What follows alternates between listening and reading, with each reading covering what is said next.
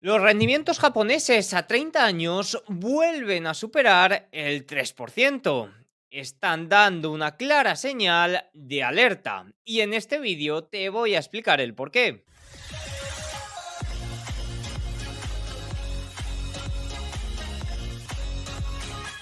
Muy buenas a todos y bienvenidos un día más al canal. Hoy es lunes 14 de julio de 2025 y en este momento son las 22:00 hora en España, 16:00 horario en Nueva York. Acaba de cerrar Wall Street y lo ha hecho en positivo, pese a todos los aranceles que ha impuesto o con los que ha amenazado Donald Trump en los últimos días y que entrarán en vigor el día 1 de agosto.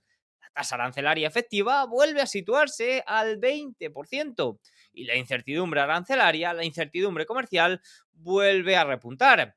Sin embargo, los mercados, de momento, parece que lo están ignorando. Confían en que Donald Trump se echará atrás. Sin embargo, la volatilidad hoy ha vuelto a repuntar y hay muchos nubarrones que están a punto de impactar en el mercado. Y uno de ellos lo tenemos por el lado de los rendimientos. Japón es una auténtica bomba y en este vídeo, entre otras cosas, vamos a ver el por qué. Vamos a empezar hablando un poco por estos aranceles que llevó a cabo con los que ha amenazado Donald Trump. Recordemos que el sábado puso una amenaza del 30% a la Unión Europea y también a México. ¿Cuáles han sido las respuestas? Pues fíjense, la presidenta mexicana dice que México ha cumplido con su parte en la lucha contra el fentanilo, algo a lo que Donald Trump acudió para poder amenazar con este 30% a México, y dice que ahora Estados Unidos debe cumplir con la suya. Dice, México y Estados Unidos tienen un plan de trabajo hasta el 1 de agosto. México espera llegar a un acuerdo arancelario con Trump.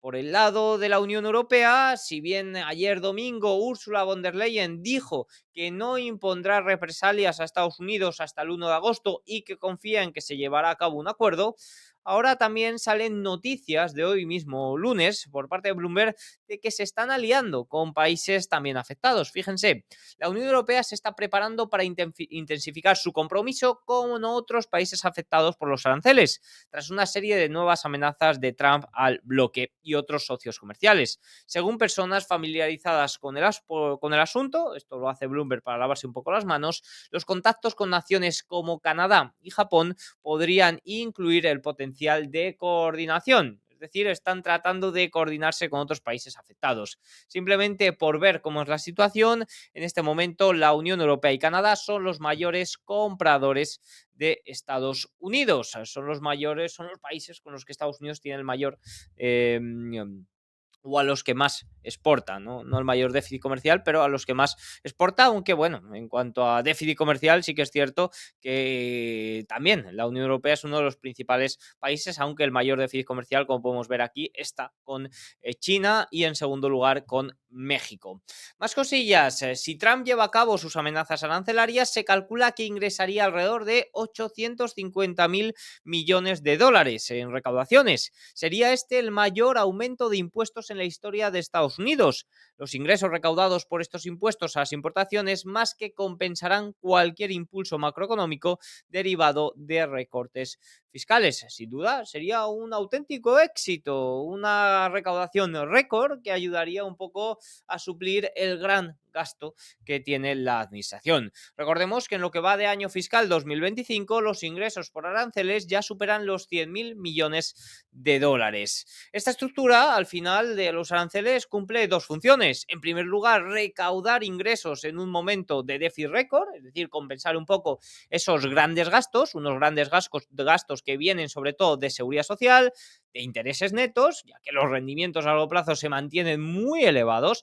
La Reserva Federal no está bajando los tipos de interés, por tanto no bajan ni el pago por intereses, porque las refinanciaciones eran a tipo corto, ni tampoco los pagos de intereses a largo plazo, porque los rendimientos se están volviendo a disparar. Sin embargo, la parte de medicina, salud, defensa, pues también es una parte importante del gasto que va cada vez en aumento. Por tanto, esta parte de las recaudaciones pues ayuda en parte a compensar todo este gran gasto y también presiona a las empresas a que trasladen sus cadenas de suministro hacia Estados Unidos, ya que ese es uno de los de las ventajas que tendrían las compañías para no tener que pagar o no tener que verse afectadas por esos aranceles.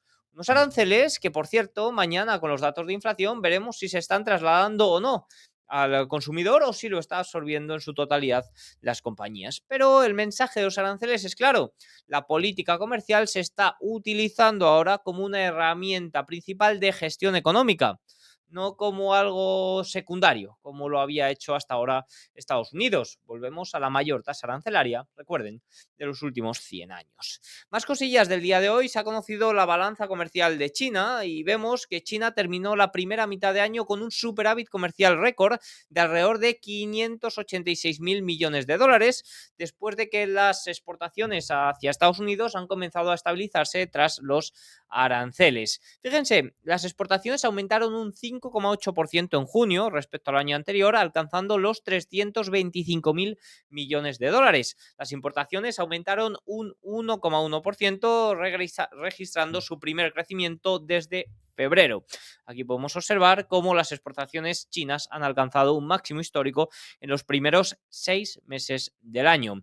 Los envíos a Estados Unidos, eso sí, cayeron un 16,1% interanual en junio, después de desplomarse un 34% en mayo. Tras la entrada en vigor de los aranceles, pues vemos que se están normalizando un poco. Recordemos que los primeros meses del año aumentaron mucho esas exportaciones a Estados Unidos debido a la anticipación por los aranceles. Las empresas chinas lograron aumentar sus ventas en otros mercados para compensar la caída de Estados Unidos, y las exportaciones a los 10 países del sudeste asiático se dispararon un 17% interanual. ¿Qué me dice esto? Pues me dice un poco lo que ve el propio Donald Trump y lo que está tratando de paliar, o al menos eso es lo que parece, ¿no? Que las exportaciones no van directamente a Estados Unidos, pero llegan a Estados Unidos a través de terceros países. Eso es algo que está tratando de paliar Donald Trump. Y, por ejemplo, lo vemos con el acuerdo con Vietnam, ¿no? Te pongo un arancel del 20%, pero del 40% para los productos que vengan de terceros, que no sean tuyos. Y de ahí también ese alto arancel que se ha impuesto a Camboya. El desvío de exportaciones desde Estados Unidos explica la resiliencia de las fábricas chinas, que respaldaron una economía nacional en desaceleración durante uno de los periodos más turbulentos del comercio internacional. Veremos a ver el dato correspondiente a junio de producción industrial, ventas minoristas, incluso Producto Interior Bruto, que conoceremos mañana. La pregunta ahora es cuánto durará esta reciente fortaleza, ya que la administración Trump busca frenar ese trasbordo de mercancías que ahora mismo se está supliendo y está beneficiando a China, ya que las exportaciones se mantienen fuertes. Lo que cae de exportaciones directas a China se compensa con esos terceros países. Sin duda, aquí tenemos un tema clave para ver la evolución de la segunda economía del mundo. Más cosillas del día de hoy: vamos a hablar del título del vídeo, vamos a hablar de qué está ocurriendo con los rendimientos. Evidentemente va muy ligado con lo de arriba, va muy ligado con todo ese cambio comercial, todo ese cambio global que se está llevando a cabo en los últimos meses.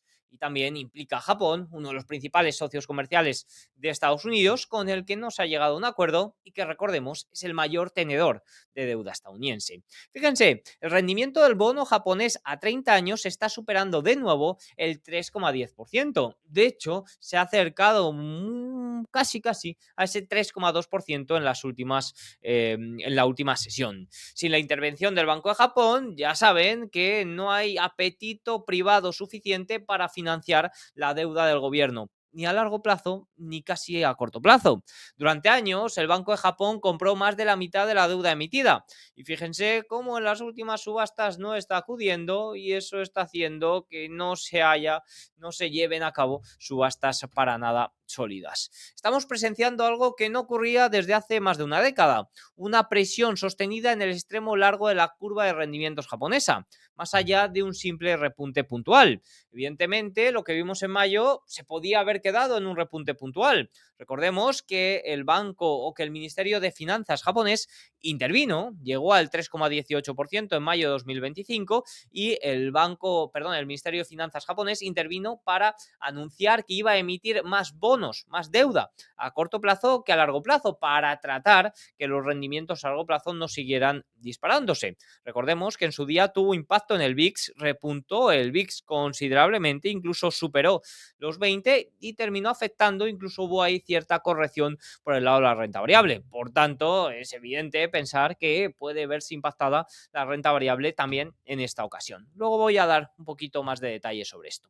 Sin embargo, lo realmente importante no es solo el nivel de rendimiento, sino su persistencia y el cambio estructural que implica que la curva se mantenga firmemente por encima del 3%. Es una señal de alerta para todos los bancos centrales y tesoros emisores de deuda del mundo, especialmente de Estados Unidos. Aquí vemos cómo los rendimientos a 30 años mundiales se están disparando, en parte influidos evidentemente por el alto rendimiento japonés, pero también un poco por las medidas que se están llevando a cabo en cada país. Estados Unidos, ya sabemos el déficit que tiene, evidentemente todo este cambio comercial pone un poco de miedo a los países para seguir comprando esa deuda a largo plazo. Alemania, por ejemplo, ha anunciado durante este año un plan de estímulo fiscal masivo que evidentemente evita o provocan mayores emisiones, mayor oferta de deuda, pues sí que es cierto que alza el rendimiento, desploma el precio, siempre y cuando la demanda no compense en el mismo nivel. Históricamente hay que tener en cuenta que Japón ha sido siempre el canario en la mina en cuanto a políticas monetarias extremas como los tipos cero, expansión cuantitativa o el control de la curva de rendimientos, todas aplicadas durante años incluso previamente de que se popularizaran quizás en los últimos años en Occidente. Durante décadas, Japón también ha funcionado como un ancla de rendimientos globales y reductor de volatilidad en los bonos. A través de aseguradoras, bancos y fondos de pensiones, los inversores japoneses fueron grandes compradores de deuda pública estadounidense, ayudando a contener los rendimientos de Estados Unidos a largo plazo en un nivel muy bajo. Claro, esto funcionaba porque sus rendimientos eran muy bajos, evidentemente se financiaban en Japón y obtenían rentabilidades en Estados Unidos. Los rendimientos japoneses eran muy atractivos, pero ahora si los rendimientos a largo plazo japoneses se están manteniendo por encima del 3%, pues sí que es cierto que el incentivo para que vuelva ese capital a Japón está fortaleciéndose. Capital que antes se destinaba a bonos del Tesoro estadounidense, ahora podrían quedarse en casa o incluso salir de Estados Unidos, es decir, llevarse a cabo ventas forzadas para tratar de controlar y para tratar de aprovechar también esos rendimientos locales. Esto lo que hace es plantear un problema muy serio para el Tesoro y la Reserva Federal, ya que necesita compradores para su creciente emisión de deuda, para su creciente déficit. Con una deuda sobre el PIB que supera ya el 121% y la ley fiscal no parece que vaya a frenar esto, y subastas del Tesoro, que sí que es cierto que cada vez estamos más pendientes de si la demanda es sólida o no, pues cada punto básico adicional en los rendimientos japoneses aumenta la probabilidad de que las instituciones japonesas vendan bonos o al menos destinen menos dinero a la compra de bonos estadounidenses. Esto podría empinar la curva de rendimientos estadounidense y provocar una venta masiva en el tramo largo, justo el escenario que la Reserva Federal está tratando de evitar. Y el Tesoro también, porque eso de emitir más bonos a corto plazo que a largo plazo lo lleva haciendo el Tesoro desde el año 2022. Y Scott Bessent, que lo criticó en su día, también lo va a mantener. Históricamente, cuando Japón entró en modo crisis en 2008, 2011 o 2020, los rendimientos a 30 años colapsaron por debajo del 1% después de las enormes compras que hizo el Banco de Japón. Por tanto, es de suponer que si hoy estalla un shock a nivel global, ya sea un colapso de la deuda china, un accidente fiscal en Estados Unidos o una ola deflacionaria por las tensiones geopolíticas, es decir, una recesión mundial también por tema aranceles, existe un precedente para que el Banco de Japón intervenga agresivamente y haga de nuevo desplomarse los rendimientos. Pero eso asumiría que el Banco de Japón puede hacerlo. Si no interviene o si no se puede provocar esa caída de la divisa, pues entonces el relato cambia y Japón podría estar saliendo de su era japonificación, ¿no? Zombificación, que también se puede llamar, y esto es un poco lo que está ocurriendo. Me ha gustado mucho este texto sacado de Endgame Macro en la cuenta de Twitter. Recomiendo encarecidamente sus textos, pero más importante es esto. Al final, lo que está ocurriendo es que la Reserva Federal está un poco en una trampa, ¿no? El Banco de Japón está entre la espada y la pared y parece que la Reserva Federal un poco también, ¿no? Vemos que está paralizada, que no lleva a cabo bajadas de tipos, los rendimientos están repuntando, incluso no se desploman, ¿no? Por tanto, no están indicando esa bajada de tipos y están un poco paradas. ¿Por qué? Porque si recorta demasiado pronto, pues el capital podría huir hacia soberanos con mayores rendimientos como Japón. Es decir, si recortas y baja los tipos de interés, pues sus bonos podrían ser menos apetecibles y que se vayan o no lleguen, ya que están en otros países. Pero si mantiene los tipos demasiado altos, pues corre el riesgo de que la economía se desacelere. De momento parece que se está desacelerando, pero se mantiene sólida. De ahí que la Reserva Federal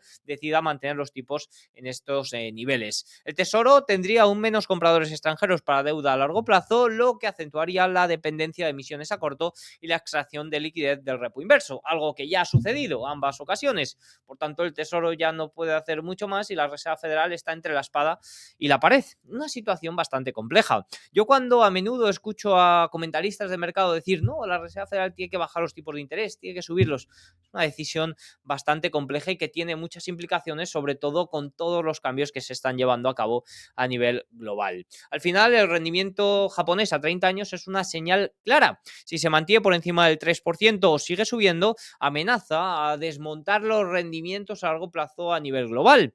Y si cae de nuevo al 1%, será porque el Banco de Japón ha intervenido y será porque estamos de nuevo en una crisis. Por tanto, en cualquier situación, el rendimiento japonés a 30 años está gritando alerta. Estaremos muy pendientes de ello. Evidentemente, a mí no me gusta ser para nada catastrofista. Nadie sabe lo que puede ocurrir y lo que sí que hay que hacer es estar vigilando muy de cerca todo lo que ocurra. El día de hoy, los rendimientos alemanes a 10 años también se han disparado, superando el 2,7%.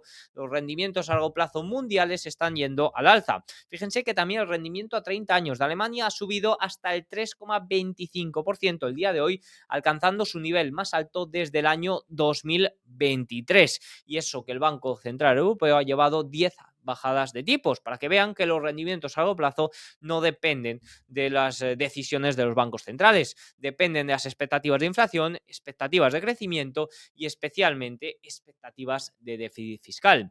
¿Cuándo puede afectar todo esto a la renta variable? Pues generalmente, evidentemente, la magnitud importa mucho. Por ejemplo, los rendimientos americanos a 10 años por encima del 4,4% y conforme se vayan acercando al 4,6, 4,7%, esa es una magnitud que importa, pero también importa muy mucho la velocidad. Los rendimientos americanos a 10 años han subido ya 20 puntos básicos en los 14 días que llevamos de julio. Cuando alcanza una subida de 60 puntos básicos en cosa de un mes, es decir, en 30 sesiones, pues sí que es cierto que ahí es cuando la renta variable se ve aún más perjudicada según los estudios. Por tanto, estaremos muy pendientes de los rendimientos que nos están dando una clara señal y que podría terminar afectando a corto plazo a la renta variable y a largo plazo provocando una crisis mucho mayor. Pero amigos míos, eso no sé cuándo va a ocurrir, ni siquiera sé si va a ocurrir y no hay por qué ser catastrofista, pero sí entender que los mercados y la economía están cambiando y sus efectos en la renta variable, sus efectos en nuestro bolsillo también lo están haciendo. Dicho esto, un pequeño comentario sobre Investing Pro, que es el colaborador del vídeo de hoy, una plataforma para poder hacer seguimiento a tus valores y que ya lleva colaborando con el canal durante unos cuantos meses. De hecho, muchos habéis aprovechado la oferta. Ahora mismo se encuentran ofertas de verano del 50 de hasta el 50% y con el enlace que tenéis en la descripción podéis alcanzar un descuento aún mayor con mi código. Para los que os interese suscribiros a Investing Pro y poder hacer seguimiento de valores, seguimiento de ideas y sobre todo, evidentemente, lo que a mí más me gusta, que es analizar todos los números de las compañías, pues podéis hacerlo os dejo un tutorial abajo en la descripción y así podéis ver si os merece la pena o no haceros parte de Investing Pro.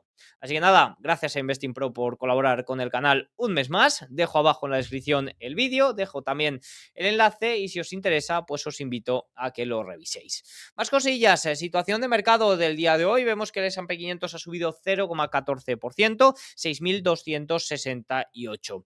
Poco que decir, la verdad, en cuanto a renta variable, a movimientos del mercado el día de hoy, muy sólido, aguantando todo estas amenazas de los aranceles, taco trade, los inversores confían en que Trump se va a terminar echando atrás, pero bueno, sí que es cierto que a partir de mañana ya hay muchos datos que pueden impactar al mercado, empezando por los datos de inflación que vienen mañana.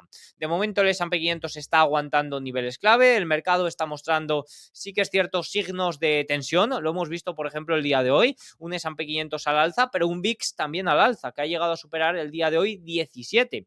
Ha llegado a subir considerablemente el día de hoy. Por tanto, oye, mercado al alza, volatilidad al alza. Quizás alguien nos está engañando. Recuerde también que de cara al viernes se irá eliminando parte de la cadma que sostiene el mercado, que si bien no es muy amplia, pues oye, algo sostiene el mercado, y de cara al viernes el mercado puede tener un poco más de amplificación de los movimientos junto a los muchos datos macroeconómicos y resultados empresariales que vienen. Eso sí, de momento el mercado está aguantando y el nivel clave por abajo son los 6.200 puntos. 6.250 también es importante, se está aguantando 6.200 aún más, y el Gamma Flip está en los 6.180. Si eso se pierde, sí que es cierto que hay un vacío mucho mayor por debajo, pero mientras se mantenga, oye, aquí no ha pasado nada. Recordemos que el pico estacional es el día 17 de julio, que vendría a ser el jueves. A partir de ahí sí que es cierto que también de cara al vencimiento la estacionalidad del VIX empeora y el mercado estacionalmente tiene un comportamiento un poquito más débil que estas primeras semanas. 6.200 como nivel clave. Si se pierde, ahí sí que es cierto que podríamos pensar en males mayores. Imagen cortesía del buen amigo JJ Montoya. Por lo demás, poco más que decir. De hecho, Europa el día de hoy también ha aguantado un poco el tipo. Sí que es cierto que ha iniciado con mayor debilidad, pero el DAX alemán finalmente ha caído solo un 0,39. Stock 600 ha caído solo un 0,07%, que para como inició el día, pues oye, ni tan mal. Eso sí, los rendimientos europeos están subiendo y esto también puede convertirse en el gran lastre. De hecho, he hablado un poco de los puntos básicos que tiene que subir los rendimientos americanos para que impacte de verdad en la renta variable, y en Europa son menos. En Europa, con una subida de unos 40 puntos básicos, ya suele tener un impacto mucho mayor. Se ve un impacto mayor del alza de los rendimientos en Europa que en Estados Unidos. Por tanto, estaremos pendientes también de ello. En cuanto al S&P 500 o a mercados americanos, Dow Jones subía ligeramente, 0,20%, pero ha sido uno de los mejores índices. Nasdaq 0,32% y Russell 2000 0,67%. De momento manteniendo gran robustez el día de hoy. Por el lado de los market leaders también teniendo un comportamiento neutral, un comportamiento más o menos, mixto, pero neutral el día de hoy. Y lo que sí que estoy viendo es por el lado de mi radar, de mis compañías un poco favoritas, como los líderes que vengo siguiendo desde abril, desde aquel 24 de abril que se dio un poco esa señal de fortaleza en el mercado. Uno de ellos, por ejemplo, CrowdStrike, pues ya lleva unas cuantas sesiones mostrando debilidad. Spotify, otro de ellos también, y Netflix también, de los líderes que eran estos, incluido Palantir, solo queda Palantir, así un poco como destacando. Esta debilidad de los líderes me hace también estar un poquito alerta de que quizás su ciclo ha acabado, que debe de venir un poquito de corrección y que aparecerán nuevos líderes. Ahora estoy viendo líderes por el lado de las criptos, por el lado del uranio también el día de hoy, pero se debe un poco más a momentum único, ¿no? A noticias relacionadas con uranio. No estoy viendo o quiero encontrar quién pueden ser los nuevos líderes después de que estos aflojen. Oye, quizás son estos mismos valores. Recuerde que puede hacer seguimiento de estos valores como lo hago yo en Investing Pro, aquí con las listas de mi cartera, aunque sí que es cierto que algunos valores ya han salido de mi cartera, pero por aquí puede hacer seguimiento.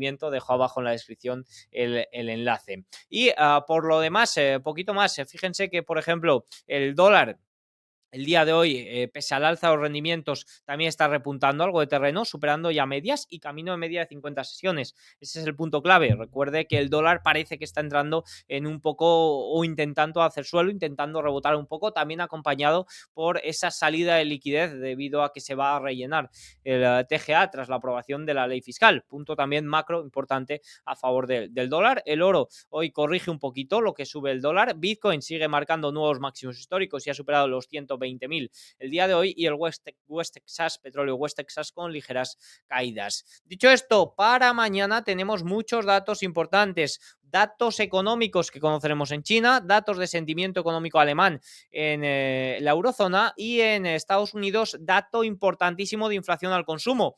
¿Habrán impactado los aranceles en el dato? Pues fíjense, se espera para el dato general un aumento intermensual del 0,27%. Esto dejaría la tasa interanual en el 2,6%, superior al 2,4% del mes pasado. Por el dato subyacente también se espera un repunte intermensual del 0,25%. Recordemos que el mes pasado fue un aumento de solo el 0,13% y esto dejaría la tasa interanual cerca del 3%, en el 2,9%.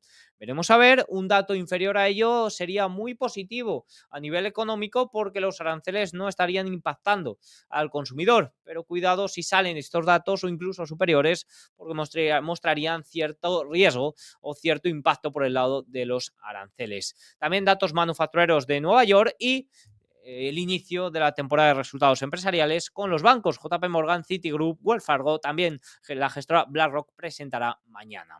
Así que nada, tiene todos los datos. Espero que le haya gustado el vídeo. Si es así, haznos algún like, un comentario y nos vemos mañana. Chao.